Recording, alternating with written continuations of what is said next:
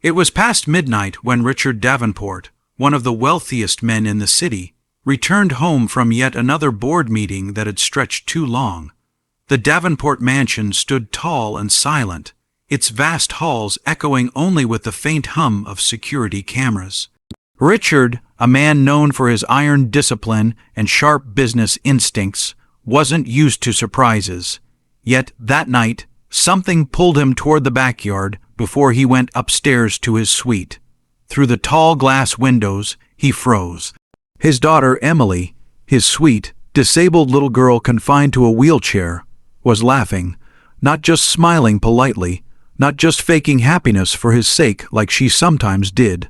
She was laughing from her soul, the kind of laughter Richard hadn't heard in years. And there with her, holding her hands and spinning her around in a slow, clumsy imitation of a waltz, was James, the night security guard. Richard's heart clenched. Emily had been born with a condition that weakened her legs, making movement difficult and painful. Despite countless surgeries and therapies, the doctors had told Richard the same thing. She would never walk on her own. For years, Richard had drowned himself in work, believing that if he couldn't give her strong legs, he would at least give her the world in every other way. Money, luxury, the best schools, the finest medical care. But money couldn't buy joy. Yet here was James, a man earning less in a year than Richard spent on a single business dinner, giving his daughter something he couldn't: pure, unfiltered happiness. Richard's chest tightened as he watched James twirl Emily in her chair, laughing along with her, as though the two had been friends forever. James wasn't mocking her disability, wasn't pitying her. He was dancing with her, as if she were the most important girl in the world. For a moment, Richard felt something unfamiliar. Shame.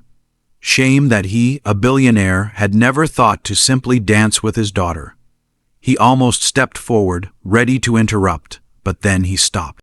He saw Emily lift her trembling arms as James gently encouraged her to stand, holding her securely under her arms. With obvious struggle, Emily managed to rise.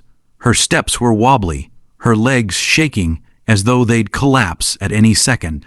Richard's throat tightened. He hadn't seen her even try to walk without therapists and equipment in years. "Just one step, princess. I've got you," James said softly. Emily's face glowed with determination. She took one tiny step, then another. She stumbled and Richard's heart jumped. But James caught her instantly, steadying her with patience and care, and then it happened. She took 3 full steps before falling into James's arms, both of them laughing and crying at the same time. Richard couldn't breathe. The sound of his daughter's laughter mixed with the tears running down her cheeks shattered something inside him. He realized that all his power, all his money, all his business empires meant nothing compared to this moment. When James finally noticed him standing in the shadows, his face drained of color. He gently sat Emily back in her chair, straightening his uniform nervously. "Sir, I'm sorry," he stammered, looking ready to lose his job. But Richard didn't speak. He walked slowly toward his daughter, who was still glowing with joy. She reached out her small hands toward him and whispered, "Daddy, I took steps tonight. Did you see?"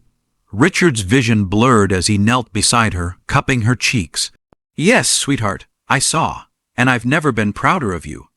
Emily turned to James and said, "He helped me, Daddy. He believed I could." James lowered his gaze, fumbling for words, but Richard placed a hand on his shoulder. The billionaire's grip was firm, but his voice trembled. "Thank you. You've given my daughter something I thought I couldn't. You've given her courage." What happened next shocked not only James, but also the entire household. And in time, the world. Richard didn't fire James. He promoted him, not as a guard, but as Emily's personal mentor and companion. Soon after, Richard invited him into the family as more than just an employee. Together, the two men began to support Emily's journey with therapy and training, while Richard restructured his own life, making more room for love, laughter, and the small moments that money could never buy.